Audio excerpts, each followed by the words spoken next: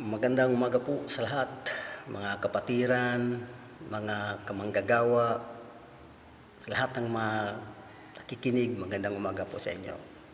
Ako po ay lubos nagpapasalamat sa Panginoon dahil isang pagkakataon na makapagbahagi po ako ng salita ng Diyos. At bago po ako magbabahagi, gusto ko pong umawit para po sa ating Panginoon na angkop po sa ating pong kalagayan ngayon.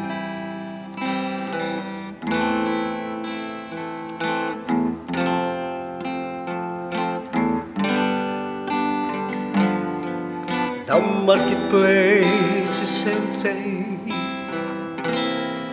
No more traffic on the street. All the builders' stalls are silent. No more time to harvest wheat. Busy housewives kiss the slave.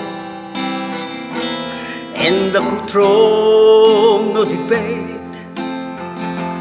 Work when it is all suspended as the king comes to the gate. Oh yes, the king is coming. The king is coming. I'll just hear the trumpet sounding, and now his face I say. Oh yes, the king is coming. The king is coming. Praise God is coming for me. Happy faces lies in the hallways. Those whose slaves had been redeemed. Broken homes that he has mended. Those from prison he has freed. Little children in the Eden, hand in hand stand all aglow.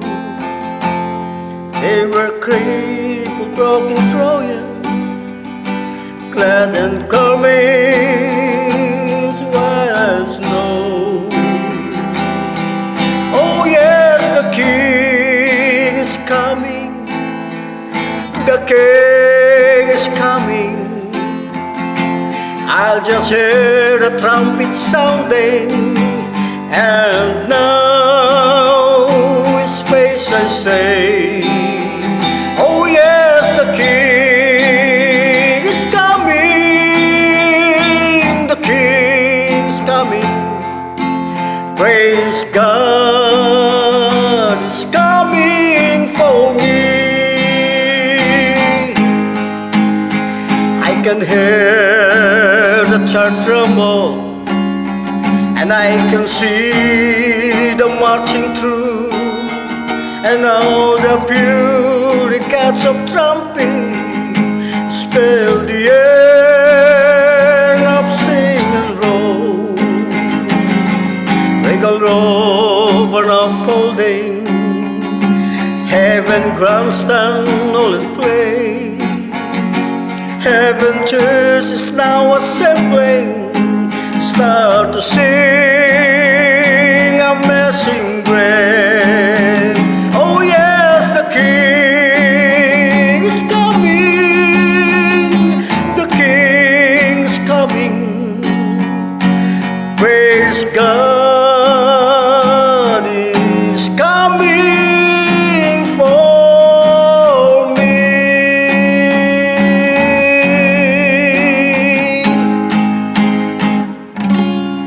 Praise God. Hallelujah, Jesus. Salamat po, Panginoon, sa binigay mo sa amin sa araw na ito. Ngayong umaga ay nais kong magbahagi sa inyo ng salita ng Diyos na nasusulat po sa aklat po ni Matthew, Kapitulo 24, versikulo 3 na nagsasabi na sa bundok ng mga olibo si Jesus, samantalang siya ay nakaupo roon, palihim siyang tinanong ng kanyang mga alagad, kailan po ba mangyayari ang mga bagay na ito? Ano po ang magiging palatandaan ng inyong muling pagparito at ng katapusan ng mundo? Sa umagang ito mga kapatid ay ang ating pong panahon ay punong-puno po ng problema. Hindi lang pong buong Pilipinas, kundi buong mundo. Abala ang mga tao kung papaano ma-solve yung problemang ito patungkol po sa coronavirus. Pero alam niyo po, tayo po yung mga anak ng Diyos ay hindi po dapat mag-alala. Bagamat minsan nakakalungkot nga, mayroong mga Kristiyanong namamatay, ang kagandahan doon, mayroon siyang isang pupuntahan na isang pangako ng Panginoong Diyos. Kaya dito gusto ko lang po magbahagi sa inyo itong chapter 24 ng Matthew na ibabahagi ko sa inyo na ang Diyos ay Diyos po siya at hindi po siya lumimot sa kanyang mga pangako sa atin. At sa umagang ito mga kapatid, gusto ko pong ibahagi sa inyo dahil ang ating pong panahon ay punong-puno ng problema. At siyempre po, makikita natin ngayon ang kalagayan ng ating pong mundo ay para bang nababalisa. Lahat, no, wala pong pinipili, mayaman o mahirap ay talagang epektado. Ngayon, sa umagang ito mga kapatid, gusto ko pong ibahagi sa inyo na paano natin mapanatili na maging kalmado sa buhay na to. No, paano natin mapanatili? No, how can we stay our mind calm? No. Paano ba natin mapanatili? Sa ganitong panahon, may mga kaisipan ng isang tao na mag-imbak kasi hindi natin alam ang hinaharap natin. No, hindi natin alam ang hinaharap natin. Pero gusto ko pong malaman natin mga kapatid na ang Diyos na ating pinaglilingkuran ay hindi nagpapabaya. No, hindi ho siya nagpapabaya. Ang kailangan lang ho natin dito ay magkaroon tayo ng tamang pananaw sa paningin o sa ating pong pang-espiritual na pamumuhay. Kasi lahat ng bagay sa mundong ito ay mawawala. No, titingnan niyo po 'yan. Lahat ng buhay, lahat hindi natin pwedeng ipagmamalaki sa Diyos.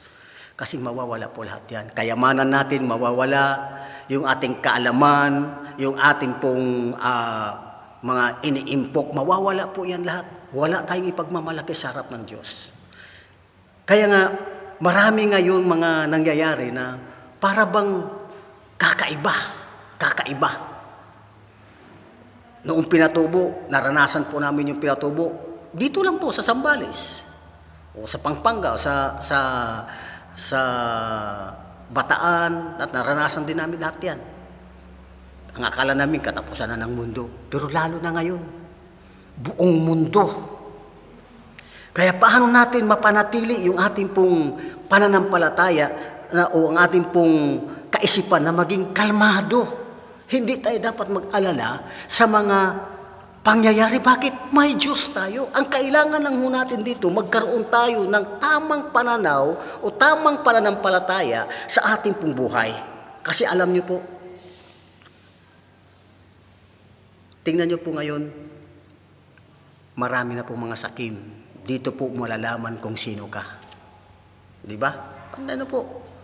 Yung iba hindi na naglalabas kung ano-ano yung dyan. Hindi na nagbibigay. Bakit? Inaalaala yung kanilang sarili. Hindi yung iba. Gusto ko pong makita natin yan mga kapatid. Nakakasakit. Masakit man isipin. Masakit man nating masakit isipin na ganun na ang naging nangyayari. Minsan kahit Kristiyano. Ayaw na maglabas. Bakit? Kasi dahil inalaala nila ang kanilang sarili. Yung mga kapitbahay na gutuman, yung ibang tao dyan hindi na kumakain. Bakit? Nasaan na yung pagiging isang Kristiyano? Inalaala mo yung nakaraan? Nasaan na yung sinasabing God will provide? Nasaan na? Sino ka? Sino tayo sa harap ng Panginoong Diyos? Gusto ko pong makita natin yan, mga kapatid. Kaya nga, kailangan natin dito, think positive lagi. Lagi ho tayong positive. Huwag ho nating pabayaan yung ating pong pananampalataya na parang malulugmok. Kaya pagdating po ng panahon, akala natin, inakatayo pa tayo. Minsan, may mga tao dyan, ang galing-galing, ginagawa nila lahat ng bagay, pero anong nangyayari sa buhay nila? Ano ang naging reaksyon ng mga tao? Anong nagiging reaksyon ng bawat isa? Sira pa rin. Bakit? Kahit ba magaling kang magsalita ang salita ng Diyos, kahit magaling kang mag-sermon, ikaw ng pinakamagaling, pero ang tinitingnan ng Diyos ay yung puso mo. Kaya paano natin mapanatiling kalmado yung ating pong kaisipan? Dapat think positive lagi. Ang Diyos naririyan lang yan. Nandiyan lang yung Diyos. Ang kailangan lang ho natin, manatili tayo sa presensya ng Diyos. Ano man ang mangyari, maubusan man tayo ng ating pagkain araw-araw, maubusan man tayo ng pagkain, maubusan man tayo ng kayamanan, pero ang Diyos ay hindi nauubusan. Tandaan po natin yan, mga kapatid. Ipagkatiwala natin sa Lord lahat. Yan. Think positive. Napakasimple pong salita ng Diyos. Pangalawa po, gusto ko lang po ibagay sa inyo. Trust the Lord. Manatili po tayo. Maniwala po sa Diyos. Mananampalataya po tayo sa Panginoon Diyos. Huwag po yung sarili nating kakayanan. Huwag po yung sarili nating kayamanan. Doon tayo magtiwala. Sa Diyos po tayo magtitiwala. Kasi yung Diyos natin pinaglingkuran, dakila at makapangyarihan. Kaya niya tayong dalhin kahit saan. Kaya niya tayong ilalagay sa mainam na pastulan. Yun po yung sinasabi niya kay David. Ilalagay niya tayo sa mainam na pastulan. At yun po yung nais ng Diyos sa bawat isa sa atin. Pag nagtiwala tayo sa Panginoong Diyos, ilalagay niya tayo doon sa lugar kung saan magiging maayos ang inyong buhay. Kaya lang minsan ganitong nangyari. Naparito ang magnanakaw upang magnakaw, pumatay at magwasak. Diba? Alam po natin yan, sinisira niya yung ating pong pananampalataya, ating pong pagtitiwala sa Lord. Pero sana po mga kapatid, magkaroon tayo ng focus sa Panginoong Diyos. Focus! Kami po dito sa probinsya, simple lang po ang buhay namin sa probinsya. Sabi nga ng iba, mas mayaman kayo sa probinsya. Sige, mayaman, mas mabuti yun. Pero ang totoo po mga kapatid, may pananampalataya lang po kami. Hindi kami pinabayaan ng Lord. Ito po yung church namin, malaki po yung church namin, pero yung income po namin maliit. Pero hindi ako pinabayaan ng Lord kailanman. Ang gusto lang pong mangyari, magkaroon po tayo ng paniniwala sa Lord. Hindi ho niya tayo pababayaan. Kahit yung coronavirus na yan. Minsan nga, sabi ko, ano ba yung coronavirus? Pag corona ang pag-usapan, maganda. Pag virus, wala na. Alam niyo po ba, maraming mga lingkod ng Diyos na maraming virus. Na ang inakala nila ay yung corona na sa kanila ay walang virus, mayroon. Ang daming virus na sinasabi dyan. Kahit naglilingkod ka, ang galing-galing mong magsalita, ang galing-galing mong umakay ng tao, pero marami kang virus na sa iyong puso. Ano yun? Yung inggit, yung makasarili, yung sinasabi doon sa Galatians, chapter 5. Di ba? Nadudoon lahat yan. Chapter 9, verse 19. At doon po ang mga virus na dapat natin maalis sa ating po mga buhay, na kahit kung yung virus na hindi natin nakikita, kung dumating man, mawawala man tayo sa mundong ito, pero may Diyos na handa pong magbibigay sa atin ng koronang totoo. Hindi yung walang virus. Walang virus. Kailangan natin mga kapatid, maglingkod tayo ng totoo sa Diyos, hindi ho tayo pababayaan ng Panginoon. Sana po mga kapatid, nakapagbigay po ako ng kaunting paalaala sa atin. Paalaala. Marami po tayong sinasabi nga, kapag marami tayong naakay na mga unbelievers, marami tayong korona, pero walang virus yun. Ang korona na sinasabi ng Diyos sa atin ay totoong korona. Doon po karangalan natin, doon po sa langit. Hindi ngayong koronang umiiral sa mundong ito na nakamamatay, na walang pinipili, kahit manggagamot, kahit sino pwedeng mamamatay. Kaya lang yung korona na sinasabi ng Diyos sa buhay natin, yan po yung gantimpala sa mga taong marunong sumunod sa kalooban ng ating pong Panginoong Diyos. Huwag ho tayong mag-alala sapagkat ang Diyos nating pinaglingkuran dakila at makapangyarihan at hindi niya tayo pabayaan sapagkat yung Diyos nating pinaglilingkuran, siya po yung protector natin. Siya po yung Diyos na nagbibigay sa atin ng tunay na pag-asa sa buhay na ito. Napaka-eksi po mga kapatid, pero sana po nakapagbigay po ito ng aral sa bawat. Marami pong salamat at pagpalain po kayo ng Panginoong Diyos. Manalangin po tayo. Panginoong Diyos, salamat po sa salita mo at hiniling namin, Panginoon, na ikaw po, Panginoong Diyos, ang humipo sa bawat isa, na magkaroon po kami ng positive na kaisipan upang ikaw lamang siyang may bigyan ng parangal sa buhay namin, Panginoon Diyos. Magkaroon din po kami, Panginoon Diyos, ng pagtitiwala sa iyo na sa kabila po ng lahat ng ito, Panginoon, hindi po kami mag-alala sapagkat narariyan ka na amin pong kasama. Kaya Lord, salamat po sa iyo namin binibigay lahat ng papuri, pasasalamat sa pangalan ni Jesus. Amen. Marami pong salamat sa pakikinig.